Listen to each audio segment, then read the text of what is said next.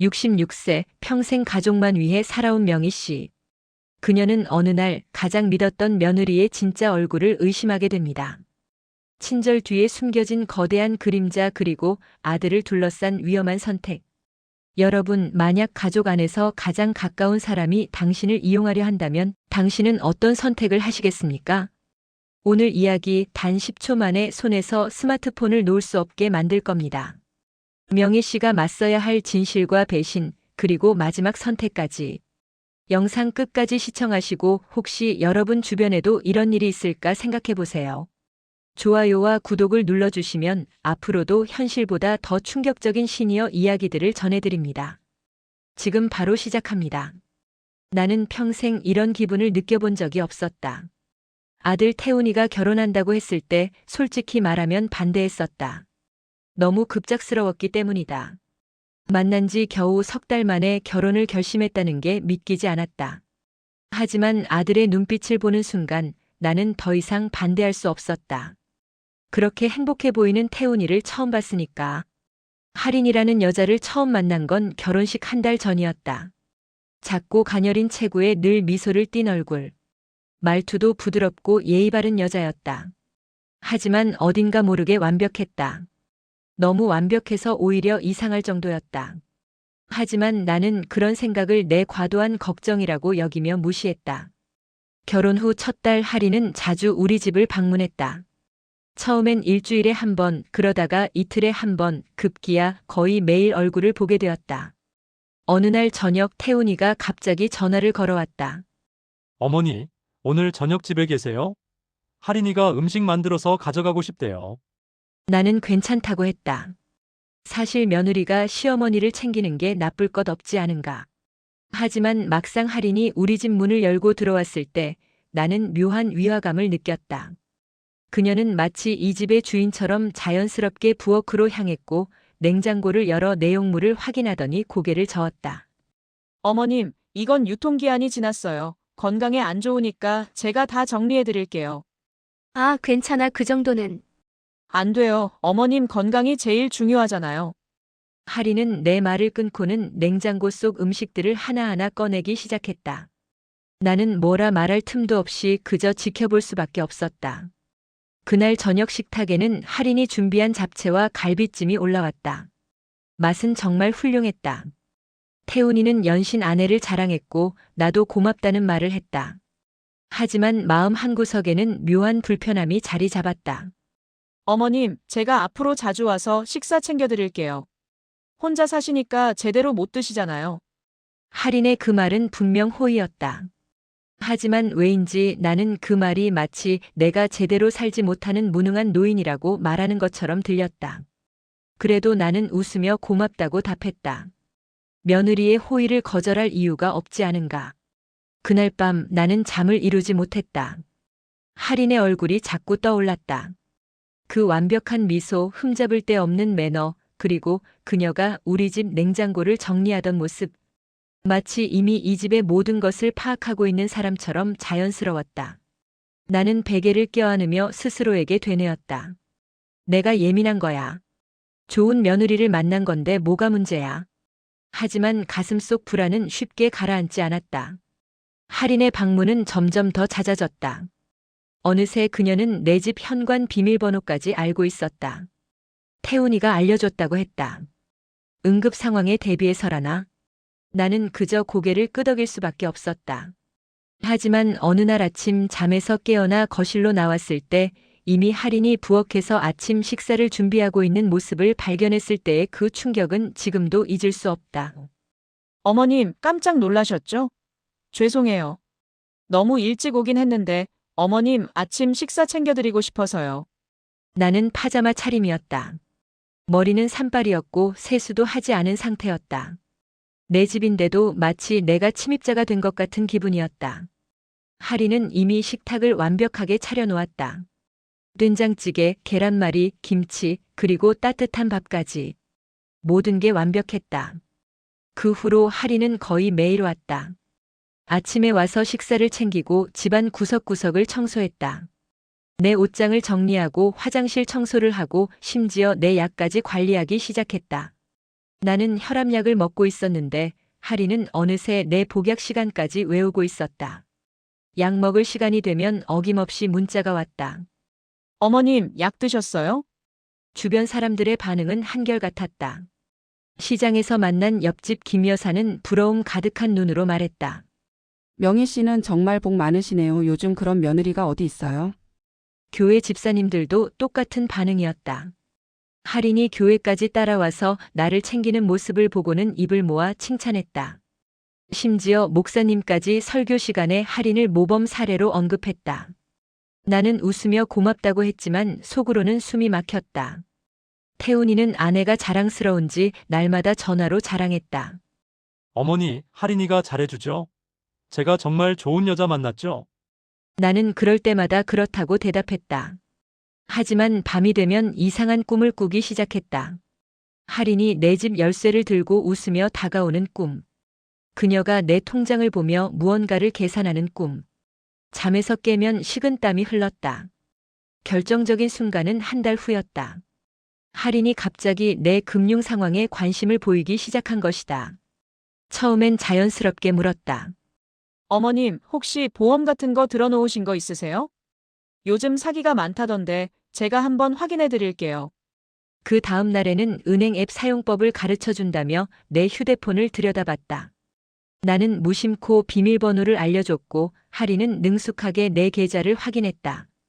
그 순간 그녀의 눈빛이 미세하게 변하는 걸 나는 놓치지 않았다. 마치 무언가를 발견한 사람의 눈빛. 계산하는 눈빛. 어머님, 여기 이해금 금리가 너무 낮아요. 제가 더 좋은 상품으로 바꿔드릴게요. 나는 그때 처음으로 확실히 느꼈다. 이건 단순한 친절이 아니다. 할인은 뭔가를 노리고 있다. 내 재산을 파악하고 있다. 하지만 증거가 없었다. 주변 사람들은 모두 할인을 칭찬했고 태훈이는 아내를 맹목적으로 믿었다. 나만 이상하게 느끼는 것 같았다. 밤마다 불안이 커졌다. 할인의 완벽한 미소 뒤에 숨겨진 진짜 얼굴이 무엇일까? 나는 잠 못 이루는 밤을 보내며 이 불안이 단순한 기우이기를 간절히 바랐다. 하지만 직감은 점점 더 강렬하게 경고했다. 뭔가 큰일이 일어날 것 같다는 예감이 나를 짓눌렀다. 그날은 유난히 더웠던 여름날이었다. 할인이 갑자기 전화를 걸어왔다. 어머님, 오늘 제가 맛있는 집 발견했어요. 같이 점심 드실래요? 나는 거절할 명분이 없었다. 사실 요즘 할인의 행동이 신경 쓰이긴 했지만 그렇다고 노골적으로 피할 수는 없는 노릇이었다. 우리는 시내 한복판에 있는 작은 한정식 집으로 향했다. 간판에는 경순의 한정식이라고 적혀 있었다. 문을 열고 들어서는 순간 주방에서 나온 박경수 사장이 우리를 반겼다. 50대 중반쯤 되어 보이는 그는 날카로운 눈매를 가진 사람이었다. 할인이 먼저 인사했다. 그런데 이상했다. 박 사장이 할인을 보는 눈빛이 묘했다. 반갑다기보다는 뭔가 경계하는 듯한 당혹스러운 표정이었다. 순간적으로 스치는 표정이었지만 나는 분명히 봤다. 할인은 전혀 눈치채지 못한 듯 환하게 웃으며 메뉴를 주문했다. 식사하는 내내 나는 할인을 관찰했다. 그녀는 늘 그랬듯 완벽했다. 내가 먹기 편하도록 음식을 덜어주고 물을 따라주고 심지어 냅킨으로 내 입가를 닦아주기까지 했다. 주변 손님들이 부러운 눈으로 쳐다봤다. 하지만 나는 이제 그 친절이 두렵기 시작했다. 마치 목을 조이는 부드러운 비단 끈 같았다. 어머님, 화장실 다녀오세요. 제가 계산할게요. 할인의 말에 나는 화장실로 향했다. 그런데 화장실에서 나오는 길에 박 사장이 내 앞을 가로막았다. 주방 쪽 복도였고 아무도 없었다. 그는 주위를 살피더니 낮은 목소리로 급하게 말했다.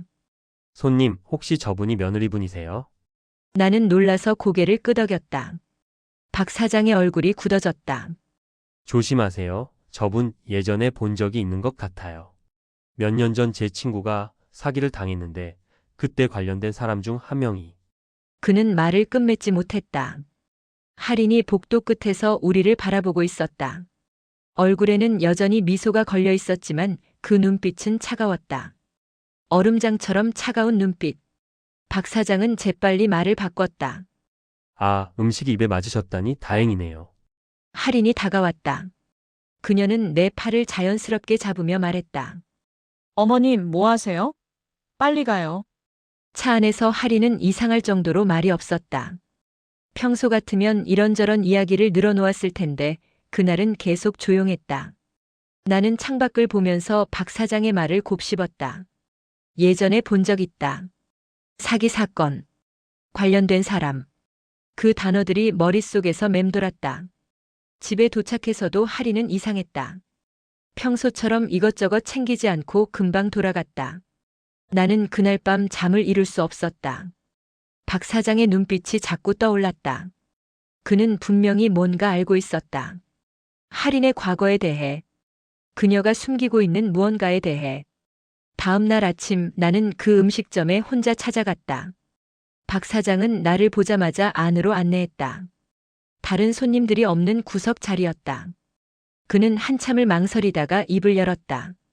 사실은요, 제 친구가 몇 년 전에 결혼 사기를 당했어요. 수억 대를 날렸죠. 그때 연루된 사람들 중에 어제 그 분이랑 너무 닮은 사람이 있었어요. 이름은 달랐지만 얼굴이, 그 말투가, 행동 방식이. 내 손이 떨렸다.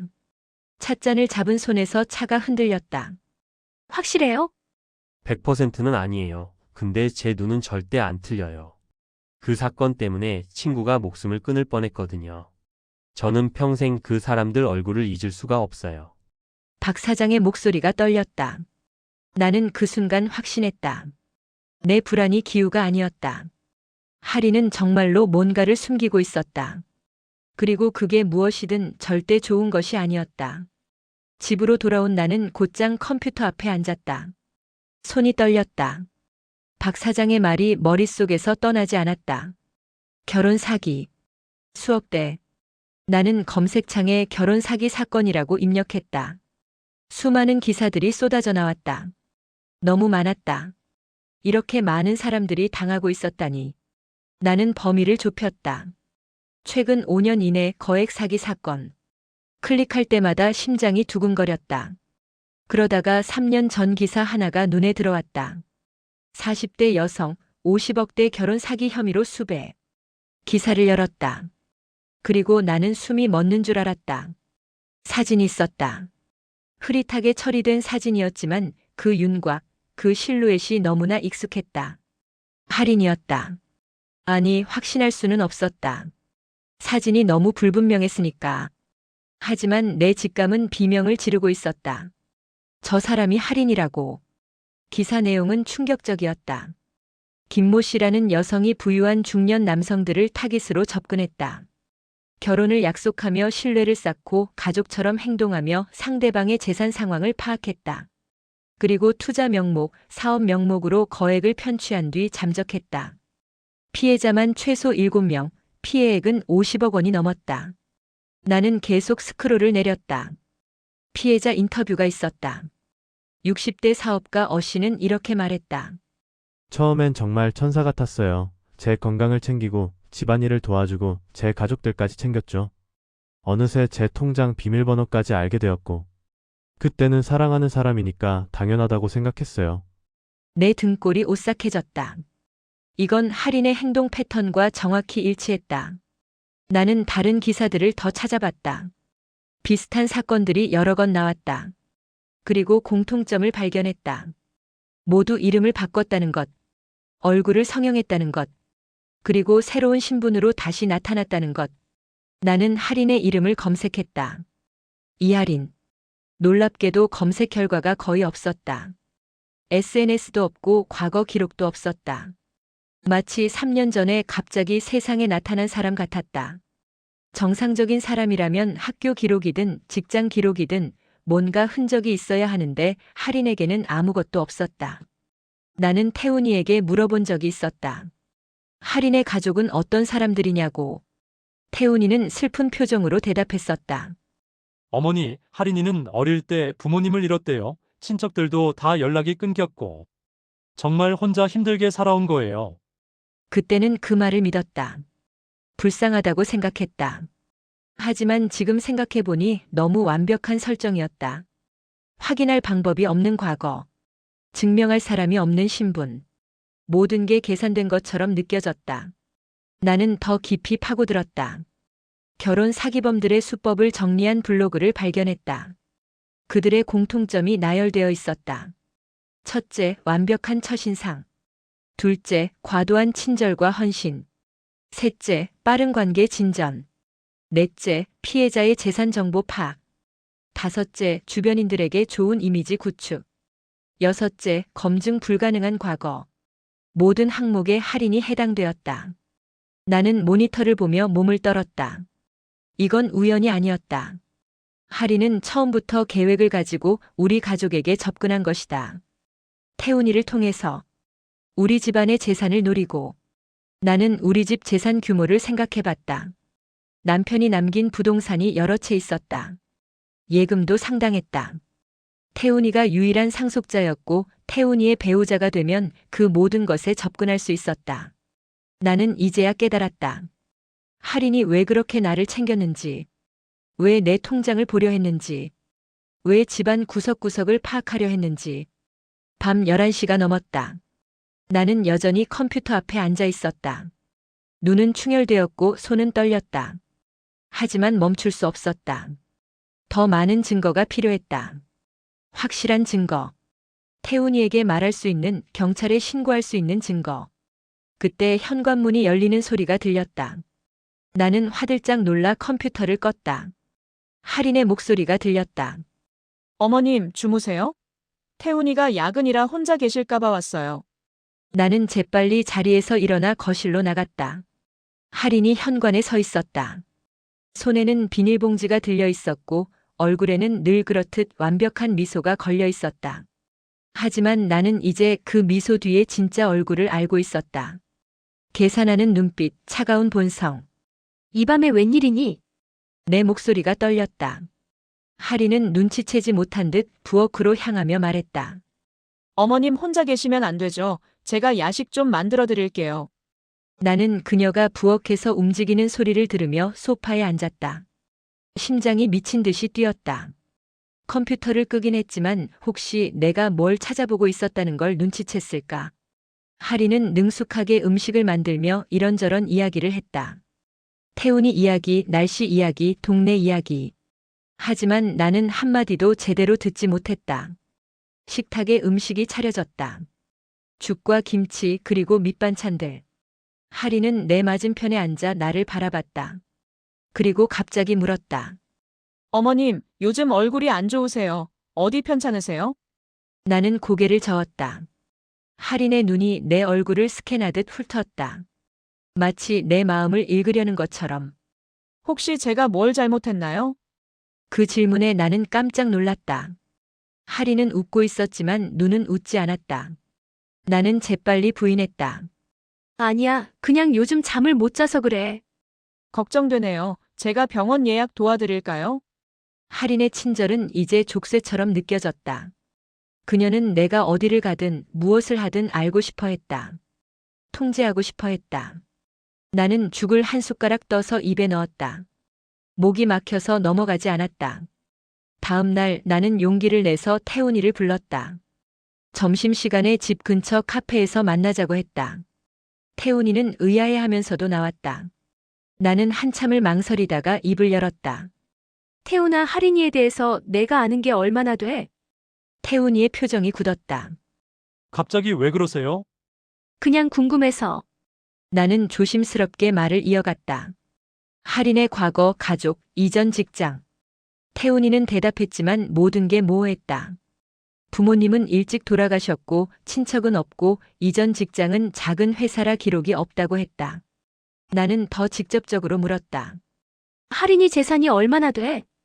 어머니, 왜 이러세요? 돈이 뭐가 중요해요? 태훈이의 목소리가 날카로워졌다. 나는 심호흡을 하고 말했다. 태훈아, 어머니가 이상한 소리 좀 해도 들어봐. 할인이가 혹시 내 재산을 노리고 접근한 거 아닐까? 순간 태훈이의 얼굴이 일그러졌다. 그는 자리에서 벌떡 일어났다. 어머니, 정말 실망이에요. 할인이가 얼마나 어머니를 챙기는데 이런 말씀을 하세요?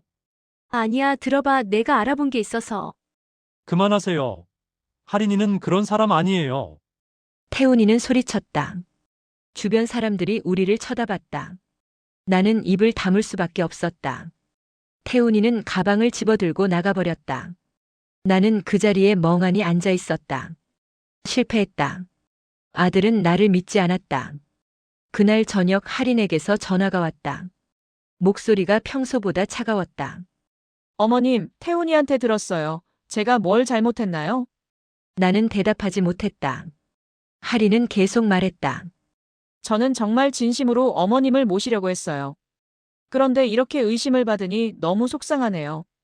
전화를 끊고 나는 무너졌다. 증거도 없이 함부로 말한 내가 잘못한 걸까? 하지만 내 직감은 여전히 경고하고 있었다. 할인은 위험하다고. 나는 혼자서라도 진실을 밝혀내야 한다고 다짐했다. 아들을 지키기 위해서, 우리 가족을 지키기 위해서 나는 다시 박 사장을 찾아가기로 했다. 확실한 증거를 찾아야 했다. 나는 태훈이 몰래 박 사장을 다시 만났다. 이번에는 그의 식당이 아닌 조용한 공원 벤치에서였다. 박 사장은 두꺼운 봉투를 가져왔다. 그 안에는 출력된 자료들이 가득했다. 나는 떨리는 손으로 첫 장을 펼쳤다. 제 친구 장민호 씨 사건입니다. 박 사장이 조심스럽게 설명하기 시작했다. 4년 전 장민호라는 50대 사업가가 한 여자를 만났다. 그녀의 이름은 최유진. 우연을 가장한 만남이었다. 병원 대기실에서 부딪혔고 커피를 쏟았고 사과하며 자연스럽게 대화가 시작되었다. 그녀는 완벽했다. 예의 바르고 착하고 헌신적이었다. 장민호는 3개월 만에 청혼했고 그녀는 수줍게 받아들였다. 결혼 후 최유진은 장민호의 가족을 챙겼다. 특히 그의 어머니를 극진히 모셨다. 매일 방문하고 건강을 챙기고 집안일을 도왔다. 주변 사람들은 모두 칭찬했다. 하지만 6개월 후 최유진은 투자 이야기를 꺼냈다. 친구가 하는 사업인데 확실한 수익이 보장된다고 했다. 장민호는 3억을 투자했다. 그 다음은 부동산 투자였다. 5억이 더 나갔다. 그리고 어느 날 최유진은 사라졌다. 8억과 함께. 장민호 씨는 그 충격으로 우울증에 걸렸어요. 한때는 목숨을 끊으려고까지 했죠. 박 사장의 목소리가 떨렸다. 나는 다음 장을 넘겼다. 또 다른 사건이었다.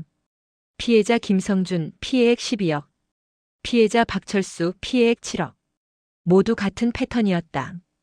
우연한 만남, 빠른 관계 진전, 극진한 효도, 투자 권유, 그리고 실종. 이 사건들의 공통점이 뭔지 아세요? 박 사장이 물었다. 나는 고개를 저었다. 범인이 같은 사람이에요. 계속 성형을 하고 이름을 바꾸지만 수법은 똑같아요. 경찰도 알고 있지만 잡지 못했어요. 증거가 부족하거든요. 피해자들이 자발적으로 돈을 준 형태라서요. 나는 사진들을 봤다. 흐릿한 CCTV 화면들. 다양한 각도에서 찍힌 여자의 모습. 얼굴은 매번 달랐지만 체구, 걸음걸이, 손동작이 묘하게 비슷했다. 그리고 그중 한 장에서 나는 확신했다. 귀 모양이었다. 할인과 똑같은 귀 모양. 성형으로는 바꿀 수 없는 부분. 더 무서운 건요. 이 여자가 항상 팀으로 움직인다는 거예요. 박 사장이 다른 사진을 꺼냈다. 한 남자의 사진이었다. 30대 초반으로 보이는 날렵한 인상의 남자. 이 사람은 보통 여자의 남동생이나 친구로 등장해요. 후반부의 투자 이야기를 꺼낼 때 나타나죠. 이번에는 어떻게 나타날지 모르니 조심하세요. 나는 자료들을 보며 온몸이 얼어붙었다. 할인의 모든 행동이 이 사건들과 일치했다. 우연한 만남을 가장한 계획적 접근. 태훈이는 회사 워크숍에서 할인을 만났다고 했다. 하지만 그게 정말 우연이었을까? 할인은 이미 태훈이의 배경을 조사하고 계획적으로 접근한 게 아닐까? 제가 더 조사해 봤어요. 박 사장이 또 다른 서류를 꺼냈다. 할인의 주민등록 기록이었다. 3년 전에 갑자기 생긴 기록. 그 전에는 아무것도 없었다. 마치 3년 전에 태어난 사람처럼. 이건 불법으로 얻은 거라 증거로는 못 쓰지만 보세요. 주소 이력도 이상해요. 3년간 5번 이사했는데 모두 다른 지역이에요. 나는 주소들을 봤다. 부산, 대구, 광주, 대전, 그리고 서울. 각 도시에서 대략 6개월씩 머물렀다. 그리고 각 도시마다 비슷한 시기에 결혼 사기 사건이 발생했었다. 박 사장이 신문 기사들을 보여줬다. 시기가 정확히 일치했다. 경찰에 신고하셔야 해요. 박 사장의 말에 나는 고개를 저었다. 증거가 부족해요. 그리고 태훈이가 안 믿어요. 지금 신고하면 가족만 더 깨질 거예요. 나는 자료들을 챙겨 집으로 돌아왔다. 그런데 현관문이 열려 있었다. 나는 조심스럽게 안으로 들어갔다. 거실에 할인이 앉아 있었다. 손에는 내 컴퓨터가 켜져 있었고 화면에는 내가 며칠 전 검색했던 기록들이 그대로 남아 있었다. 할인이 고개를 들어 나를 봤다. 그 얼굴에는 더 이상 미소가 없었다. 차갑고 날카로운 눈빛만이 나를 꿰뚫고 있었다. 할인은 천천히 자리에서 일어났다. 컴퓨터 화면의 푸른 빛이 그녀의 얼굴을 비췄다. 평소의 부드러운 미소는 완전히 사라지고 그 자리엔 차갑게 계산하는 눈빛만 남아 있었다. 나는 현관문 쪽으로 한 걸음 물러섰다. 할인이 입을 열었다. 어머님, 괜한 짓 하셨네요. 그녀의 목소리는 낮고 차가웠다. 평소 그 다정한 말투는 온데간데 없었다. 나는 손에 든 봉투를 꽉 쥐었다. 박 사장에게서 받은 증거들이 들어 있었다. 할인의 눈이 그 봉투를 향했다. 그게 뭔데요? 내 과거야. 나는 최대한 침착하게 대답했다. 할인은 웃었다. 하지만 그 웃음은 소름이 돋을 만큼 차가웠다. 과거. 제 과거는 어머님도 아시잖아요. 불쌍한 고아 이야기. 거짓말 그만해 최유진. 아니 그 전에는 박지연이었지. 4년 동안 5명을 속이고 50억을 가져갔어. 내가 성형을 했어도 귀는 못 속여. 할인의 표정이 굳었다. 순간 그녀의 눈빛이 날카롭게 변했다. 그녀는 천천히 다가왔다. 나는 핸드폰을 꺼내 들었다. 통화 버튼은 이미 눌러져 있었다. 박 사장에게 연결되어 있었고 모든 대화가 녹음되고 있었다. 어머님, 지금 뭐 하시는 거예요? 할인이 위협적으로 물었다. 나는 핸드폰을 그녀에게 보여줬다. 내 목소리 다 녹음되고 있어. 그리고 이 봉투 안의 증거들, 박 사장 증언, 내 통장 기록까지 모두 경찰에 넘길 거야. 할인의 얼굴이 일그러졌다. 그녀는 갑자기 돌변해서 바닥에 주저앉았다. 그리고 울기 시작했다. 하지만 나는 더 이상 속지 않았다. 눈물도 계산된 것이었다. 어머님, 제발요, 저도 살려고 한 거예요. 이해해 주세요. 내가 속인 사람들도 다 살려고 했어. 내 때문에 한 명은 목숨을 끊으려고까지 했어. 너 같은 사람 때문에. 나는 단호하게 말했다. 바로 그때 현관문이 열렸다. 태훈이었다. 그리고 그 뒤에는 경찰 2명이 함께였다. 나는 미리 박 사장을 통해 경찰에 연락해둔 상태였다. 태훈이는 충격받은 얼굴로 할인을 봤다. 할인아, 이게 무슨... 태훈 오빠, 저 억울해요. 어머님이 저를 오해하고 계세요. 할인이 태훈에게 매달렸다. 하지만 경찰이 내민 태블릿 화면에는 할인의 다른 신분증 사진들이 떠 있었다. 최유진, 박지현, 김선아. 모두 같은 사람이었다. 성형 전후 비교 사진, 피해자들의 진술서, 은행 거래 기록. 모든 증거가 명확했다. 이하린 씨, 특수사기 혐의로 동행해야겠습니다. 경찰이 수갑을 꺼냈다. 할인은 더 이상 울지 않았다. 그녀는 천천히 일어서며 나를 쏘아봤다. 그 눈빛에는 분노와 증오가 가득했다. 어머님, 후회하실 거예요. 후회는 내가 할 거야, 감옥에서. 경찰이 할인을 데리고 나갔다. 태훈이는 멍하니 서 있다가 무릎이 꺾이며 주저앉았다. 나는 아들을 꼭 껴안았다. 그의 어깨가 떨렸다. 일주일 후 할인은 구속되었다. 경찰 조사 결과 그녀는 조직적으로 움직였고 우리 가족은 8번째 타깃이었다. 이미 우리 집 재산 규모, 태훈이의 성격, 내 건강 상태까지 모두 파악하고 접근한 것이었다.